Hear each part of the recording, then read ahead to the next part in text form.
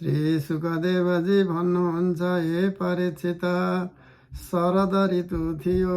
यसको कारण बेली, चमेली आदि सुगन्धित पुष्प फुलेको मगमगी वासना आइरहेको थियो। भगवानले चिरहरणको समयमा गोपिनीलाई जुन रातको समयको सङ्केत गर्नुभएको थियो, त्यो सबका सब पुञ्जीभूत भएर एकै रातको रूपमा उल्लासित भइरहेको थियो। भगवानले उनीहरूलाई देख्नुभयो, देखेर दिव्य बनाइदिनुभयो। गोपिनीहरूले त चाहेका थिए अब भगवानले पनि हाम्रो अचिन्त्य महाशक्ति योगमायाको सहाराबाट उनीहरूलाई निमित्त बनाएर रसमयामी रासक्रीडा गर्ने सङ्कल्प गर्नुभयो। अमन भएर पनि उहाँले आफ्ना प्रेमीको इच्छा पूर्ण गर्नको लागि सबै कुरा स्वीकार गर्नुभयो। भगवानको सङ्कल्प गर्न साथै चन्द्रदेवले प्रचीन दिशाको मुखमण्डलमा आफ्नो शीतल किरण रूपानी रूपी करकमलबाट लालिमाको रोली केशरले मलिमली दिए जस्तो धेरै दिनपछि आफ्नी प्राणप्रिय पत्नीका साथ आएर उनको प्रीतिले उनीसित आनन्द मनाउनको लागि यस्तो गरेको हो। यस प्रकार चन्द्रमाको उदय भएपछि केवल पूर्व दिशाको प्रत्युत संसारको समस्त चर अचर प्राणीको सन्ताप जुन दिशामा शरतकालीनको प्रखर प्रचण्ड सूर्य रश्मिको कारण बढेको थियो, टाढा पारिदियो। त्यस दिन चन्द्रदेवको मण्डल चन्द्रलोक अखण्ड थियो। पूर्णिमाको रात थियो। ती नयाँ केशरको समान राता राता भइराखेका थिए। केही सङ्कोच मिश्रित अभिलाषाले युक्त जस्ता देखिन्थे। तिनको मुखमण्डल लक्ष्मीको समान जस्तो लाग्दथ्यो। उनको कोमल किरणबाट सारा वन उल्लासमय रङ्गमा रङ्गिएको थियो। तिनको कुना कुनामा उनले आफ्नो चाँदनीद्वारा अमृतको समुद्र वर्षा गरिदिएका थिए। भगवान श्रीकृष्णले आफ्नो दिव्य उज्जवल रसको उद्दीपनको पुरा सामग्री उहाँले त्यस वनलाई देखेर आफ्नो बाँसुरीमा ब्रजसुन्दरीको मनलाई हरण गर्ने काम जीव कलीको स्पष्ट एवं मधुर तान छोडी दिनुभयो। भगवानको यो वंशी वदन भगवानको प्रेमलाई उनको मिलनको लालीलाई अन्य टेवा दिने बढाउने वाला थियो। यो त श्याम सुन्दरले पहिलेबाट गोपिनी मनलाई आफ्नो वशमा लिइसक्नु भएको थियो। अब त तिनको मनको सारा वस्तु भया सङ्कोच, धार्य, मर्यादा आदिको वृत्ति पनि खोसिदिनु भएको थियो। वंशीको ध्वनि सुन्न साथै तिनको चित्त विचित्र भइहाल्यो। तिनीहरूले एकैसाथ श्रीकृष्णलाई पति रूपमा प्राप्त गर्नको लागि आराधना गरेका थिए। यी गोपिनीले एक अर्कोलाई सूचना नदिएर यहाँसम्म कि एक अर्कोसित आफ्नो चेष्टा लुकाएर जहाँ श्रीकृष्ण थिए त्यहीँ लागिहाले। हे परीक्षित, यिनीहरू यति बेगले आए कि तिनको कान कुण्डल खुब हल्लिरहेको थियो। वंशी ध्वनि सुनेर जुन गोपिनी टाढा थिए ती अत्यन्त उत्सुकता वश दुध दुहुन छोडेर हिँडिहाले। यो मचेमा बसेर दुध तताइरहेका थिए, रोटी पकाइरहेका थिए। उम्लन लागेको दुध समेत छोडेर जसले लौसी पकाइरहेका थिए त्यो पाकेको लौसी पनि त्यसै छोडेर दौडे। जसले भात पस्कन लागेका थिए त्यसलाई पस्कन छोडेर जसले ससाना बच्चालाई दुध खुवाउन लागेका थिए तिनलाई दुध नै खुवाउन छोडेर जसले पतिको सेवा सत्कार गर्न लागेका थिए छोडेर जसले स्वयं खान लागेका थिए त्यसलाई पनि छोडेर आफ्ना श्रीकृष्ण प्यारा भएको ठाउँमा दौडेर आए। कुनै कुनै गोपिनीले आफ्नो शरीरमा अङ्गरङ्ग चन्दन र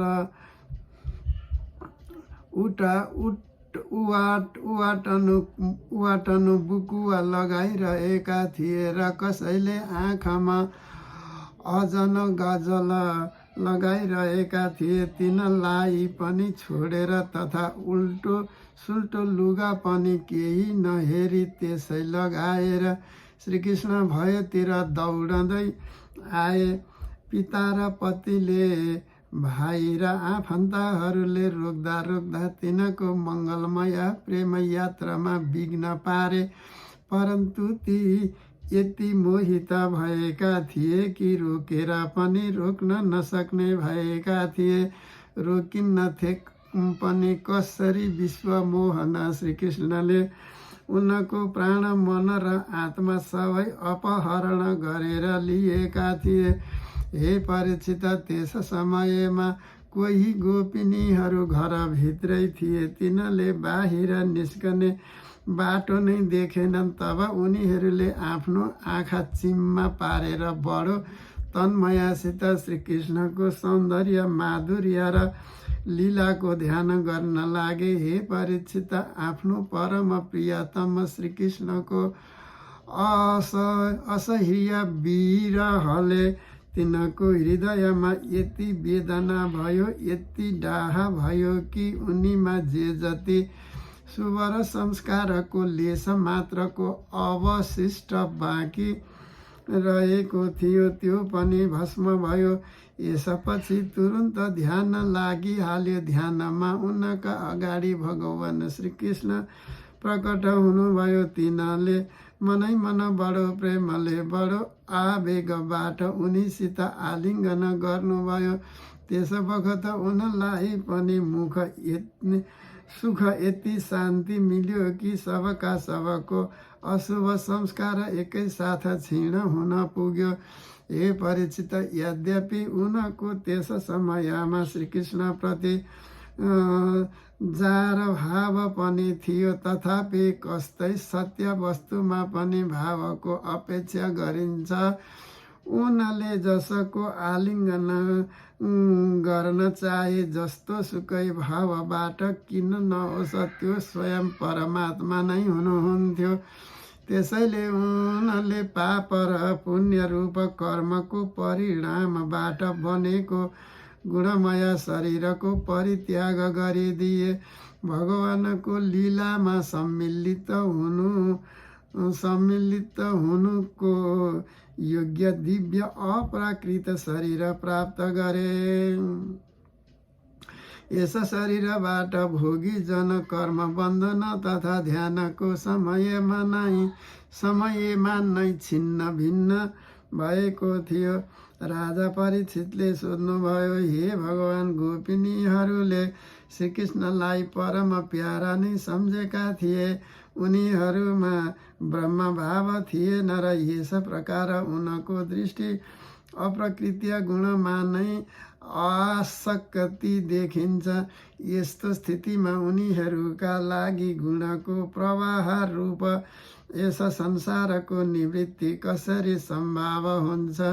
श्री सुखदेवजी भन्नुहुन्छ, हे परीक्षित, मैले पहिले नै भनिसकेको छु कि चेदिराज शिशुपाल भगवानका प्रति द्वेष भाव राखेर पनि आफ्नो प्रकृतीय शरीरलाई छोडेर अप्रकृत शरीरबाट उनैको पार्षद बन्न पुग्यो।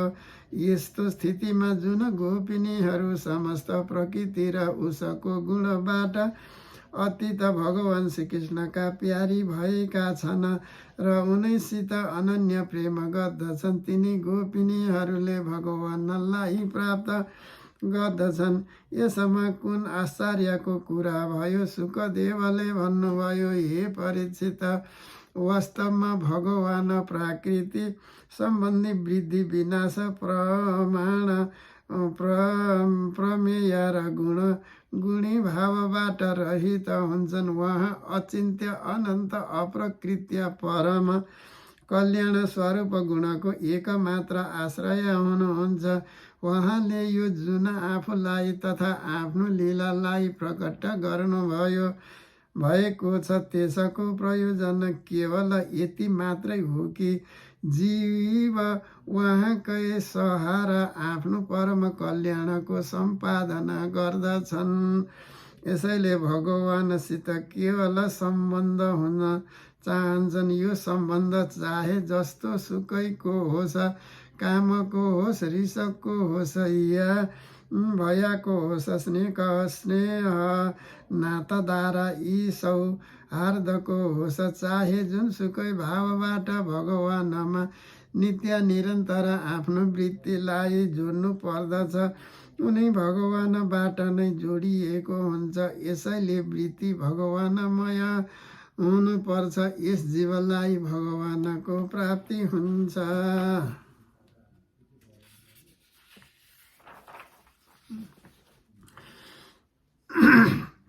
हे परीक्षित, तपाईँ आफ्नो परम भागवत भगवानको रहस्य जान्ने भक्तलाई श्रीकृष्णको सम्बन्धमा यस्तो सन्देह गर्नु हुँदैन। योगेश्वरका पनि ईश्वर अजन्म भगवानको लागि पनि यो कुनै आश्चर्यको कुरा होइन।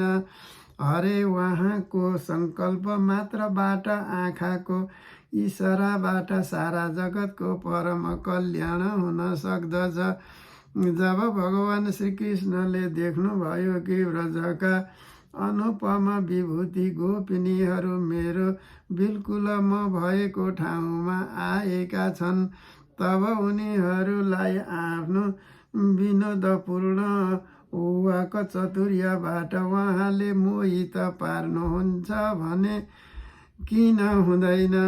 भूत भविष्य र वर्तमान कालका जति वक्ता छन् उनमा यो नै सर्वश्रेष्ठ हुन्छ।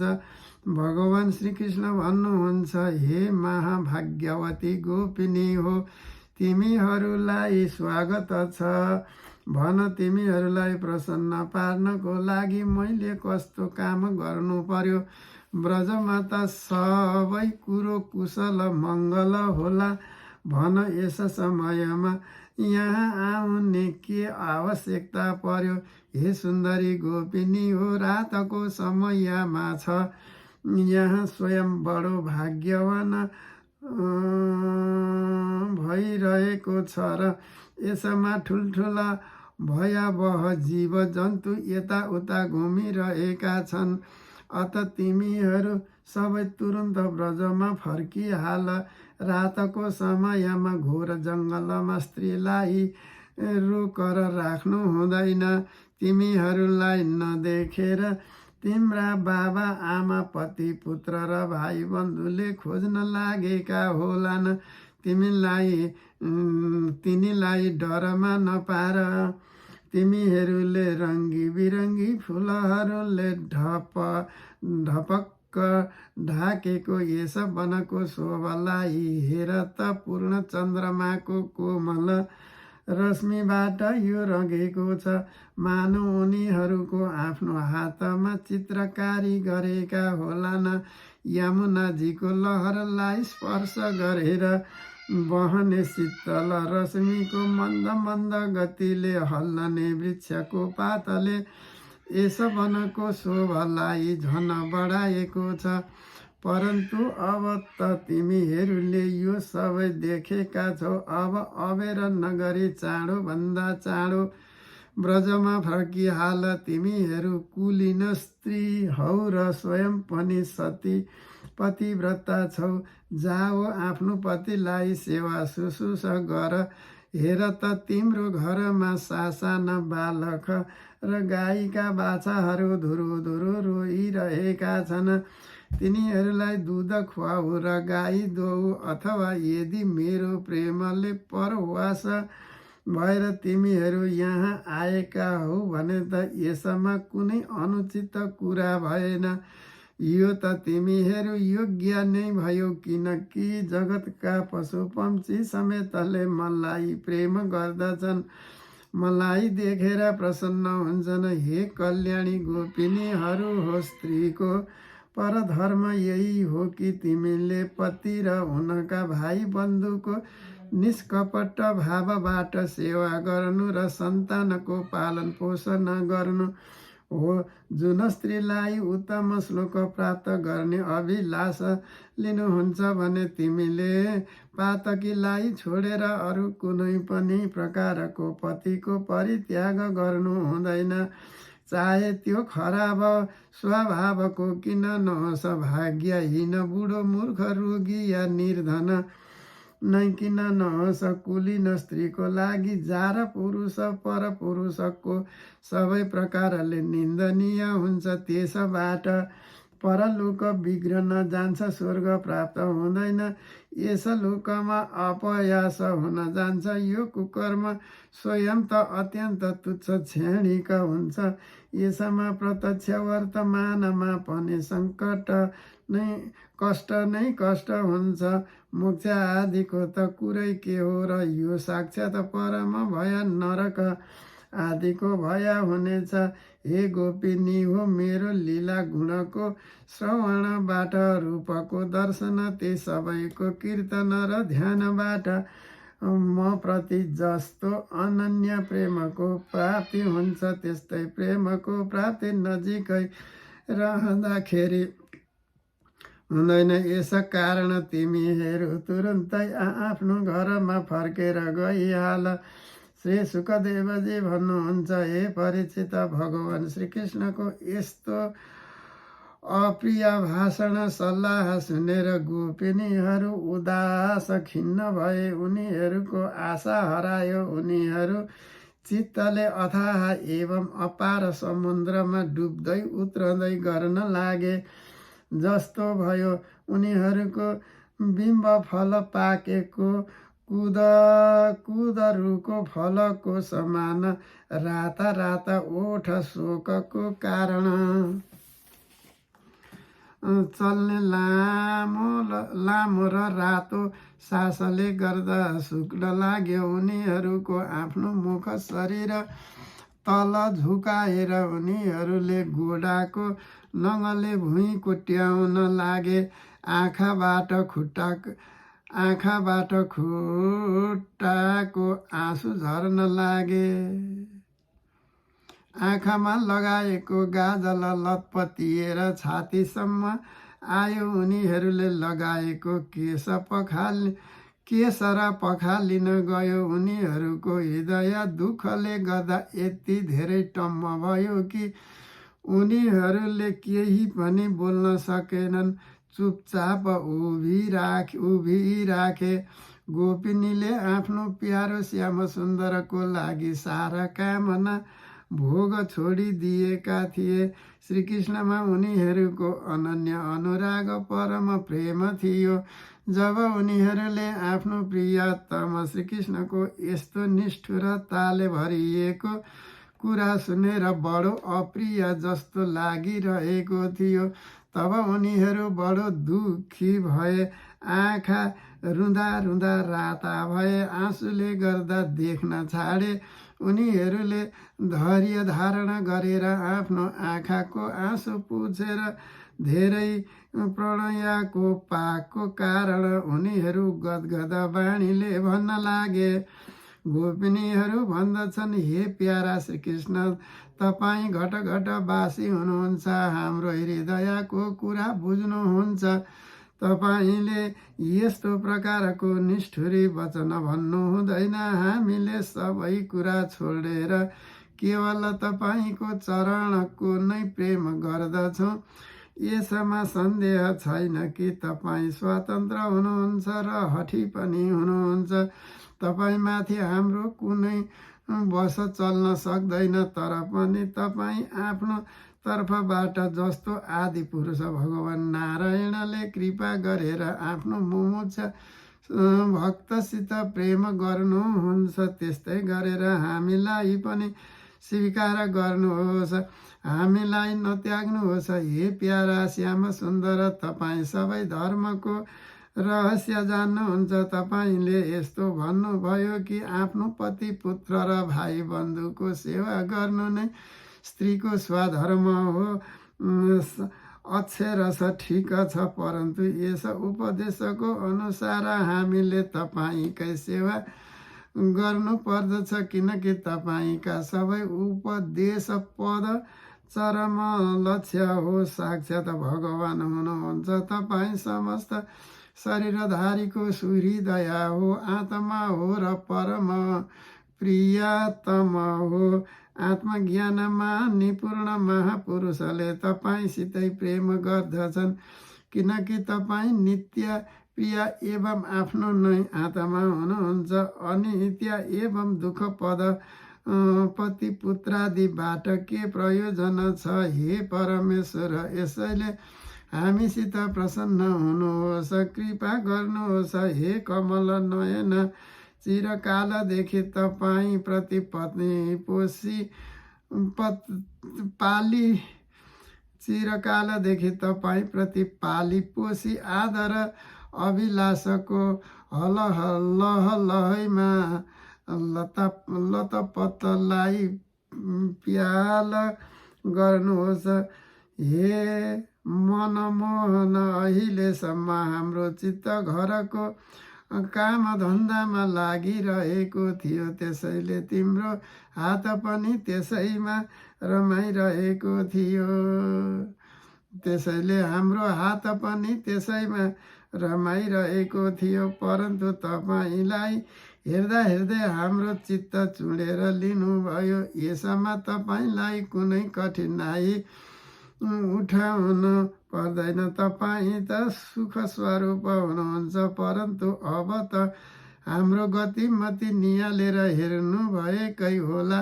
हाम्रा यी खुट्टा तपाईँको चरण कमललाई छोडेर एक पाइला पनि पछि हट्न तयार छैनन्। फेरि हामी ब्रजमा कसरी जाउँ र यदि वहाँ गएर पनि के गर्ने? हे प्राणवल्लभ, हाम्रा प्यारा साथी, तपाईँको मन्द मन्द मधुर मुस्कान, प्रेमपूर्ण चित्त र मनोहर सङ्गीतले हाम्रो हृदयमा तपाईँको प्रेम र मिलनको आगो दन्किरहेको छ। त्यसलाई तपाईँको अधरको रसधारले मात्र निभ्दछ, होइन भने हे प्रियतमा, हामी साँच्चै भन्दछौँ, तपाईँको विरह व्यथाको आगोले हाम्रो आफ्नो शरीरलाई जलाइदिन्छौँ र ध्यानद्वारा तपाईँको चरण कमललाई प्राप्त गर्नेछौँ। हे प्यारा कमल नयन, तपाईँ वनवासीका प्यारा हुनुहुन्छ र तिनले पनि तपाईँलाई धेरै प्रेम गर्दछन्। यसैले तपाईँ उनीहरूसित बस्नुहुन्छ। यहाँसम्म कि तपाईँ जुन चरण कमलको सेवाको मौका स्वयं लक्ष्मीजीलाई कहिले कहिले मात्र प्राप्त हुन्छ, त्यही चरणको स्पर्श हामीलाई प्राप्त भएको छ। जुन दिनदेखि हामीलाई यो सौभाग्य मिल्यो र तपाईँले हामीलाई स्वीकार गर्नुभयो र आनन्दमा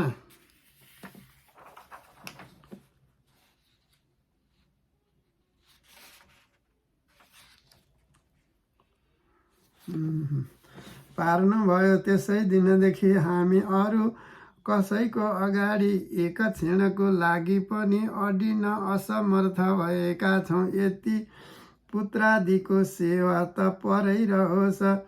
हे हाम्रा स्वामी मालिक, जुन लक्ष्मीको कृपा कटाक्ष प्राप्त गर्नको लागि ठुला ठुला देवताले तपस्या गरिरहन्थे, तिनी लक्ष्मी तपाईँको वक्षस्थलमा बिना कसैको प्रतिद्वन्द्वीको स्थान प्राप्त गरेर लिए पनि आफ्नो सौत्य तुलसीका साथ तपाईँका चरणको स्थान पाउने अभिलाष गरिरहन्छन्। अहिलेसम्म सबै भक्तले त्यस चरणको सेवन गरेका छन्। तिनैको समान हामी पनि तपाईँको त्यसै चरण कमलको शरणमा आएका छौँ। हे भगवान, अहिलेसम्म जसले तपाईँको चरण कमलको शरण लियो भने त्यसको सारा कष्ट तपाईँले हरण गरिदिनुहुन्छ।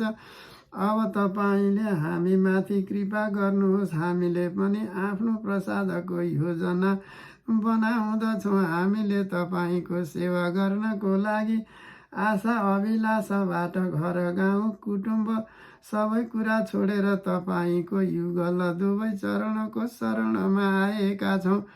हे प्रियतम, यहाँ त तपाईँको आराधनाको लागि अवकाश फुर्सद नै हुँदैन। हे पुरुष भूषण पुरुषोत्तम, तपाईँको मधुर मुस्कान र चारु चित्तले हाम्रो हृदयमा प्रेमको मिलनको आकाङ्क्षाको आगो दन्केको छ। हाम्रो रौँ रौँ त्यसबाट जलिरहेको छ।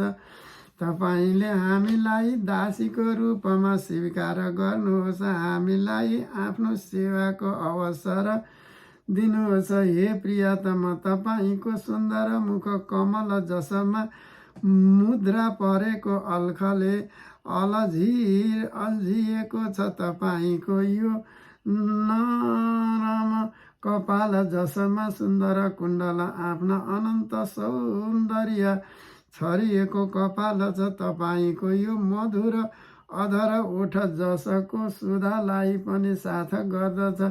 तपाईँको यो नैन मनोहर चित्त जुन मन्द मन्द मुस्कानले उल्लासित भइरहेको छ। तपाईँका यी दुवै हात जुन शरणगतलाई अभय दान या अत्यन्त उद्धार छ। र तपाईँको यो वक्षस्थल जुन लक्ष्मीजीको सौन्दर्यको एकमात्र देवीको नित्य क्रीडास्थल हो, देखेर हामी सबै तपाईँका दासी भएका छौँ।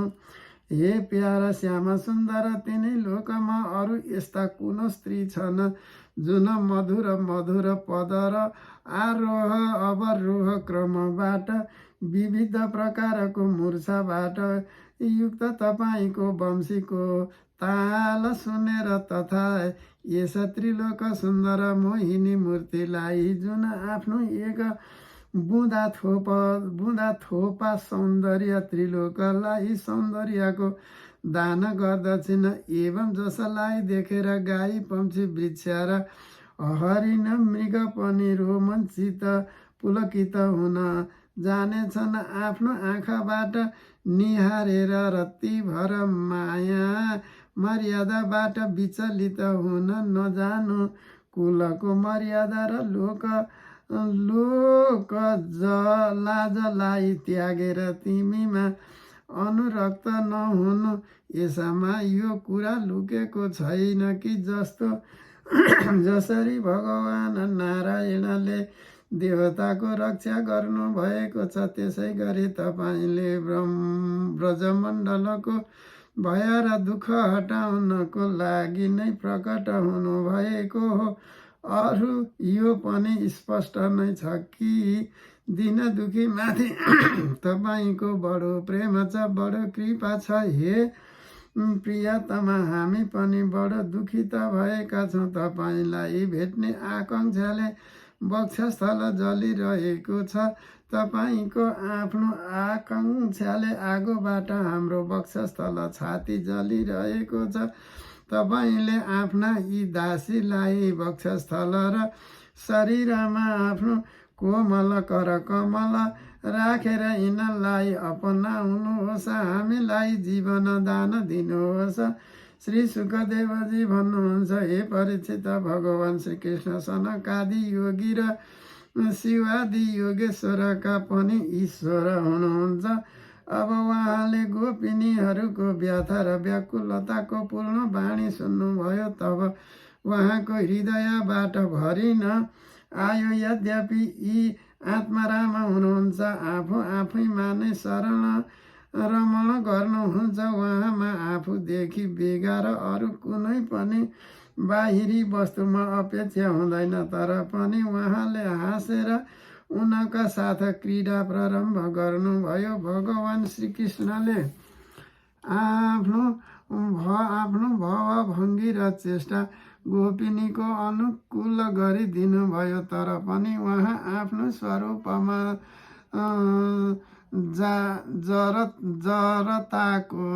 जस्ताको तस्तै एक रस भएर स्थित हुनुभयो। अच्युत हुनुहुन्थ्यो। जब उहाँ खुला हाँस्नुभयो तब उहाँको उज्जवल बल चम्किलो दाँत कुमुदिनीको समान देखिन्थ्यो। उहाँको प्रेमपूर्ण चित्तबाट, उहाँको दर्शनको आनन्दबाट गोपिनीको मुख कमल प्रफुल्लित हुन गयो। उहाँलाई चारैतिर घेरेर उभिए। त्यस समयमा श्रीकृष्णको यस्तो शोभा भयो, मानौ आफ्नो तरिकाबाट ताराले घेरिएका चन्द्रमा जस्तै हुनुभयो। गोपिनीहरूको शत दलका स्वामी भगवान श्रीकृष्णले वैजयन्ती माला पहिरिएर वृन्दावनलाई शोभायमान पार्दै विचारण गर्न लाग्नुभयो। कहिले गोपिनी आफ्नो प्रियतम श्रीकृष्णको गुण र लीलाको भजन कीर्तन गर्दथे त कहिले श्रीकृष्ण गोपिनीको प्रेम र सौन्दर्यको गीत गाउन लागे। यसपछि भगवान श्रीकृष्णले गोपिनीको साथ यमुनाको पावन पुलिन तटमा जुन कपुरको समान चम्किरहेको बालुवाले जगमगाइरहेको थियो पदार्पण गर्नुभयो। त्यो यमुनाजीको तरल तरङ्गको स्पर्शबाट शीतल र कुमुदिनीको कमल सहज सुगन्धले सुवासित वायुद्वारा सेवित भइरहेको थियो। त्यो आनन्दप्रद पुलिनमा भगवानले गोपिनीका साथ क्रीडा गर्नुभयो। हात फैलाउन, आलिङ्गन गर्नु, गोपिनीको हात तानेर थिच्नु, उनीहरूको चुल्ठो जाँगनी भिस्तन आदिमा स्पर्श गर्नु, निवेदन गर्नु, नङ्गले कोट्याउनु, विनोदपूर्ण चित्तले हेर्नु र मुस्कान, यी क्रीडाहरूद्वारा गोपिनीको दिव्य कर कसलाई परमोज्जवल प्रेम भवबाट उत्तेजित पार्दै भगवान श्रीकृष्ण ती क्रीडाद्वारा आनन्दित हुनुभयो। उद्धार शिरोमणि सर्वव्यापक भगवान श्रीकृष्णले जब यस प्रकार गोपिनीको सम्मान गर्नुभयो तब गोपिनीहरूको मनमा यस्तो भाव आयो कि संसारका समस्त स्त्रीमा हामी नै सर्वश्रेष्ठ रहेछौँ, हामी समान अरू कोही रहेनछ। यिनीहरू मान्यवर हुन पुग्यो। अब जब भगवानले देख्नुभयो कि यिनीहरू त आफ्नो सुहाग बिन्दुरको केही गर्व घमण्ड भएर आए र अभिमान गर्न लागे, तब उहाँले तिनको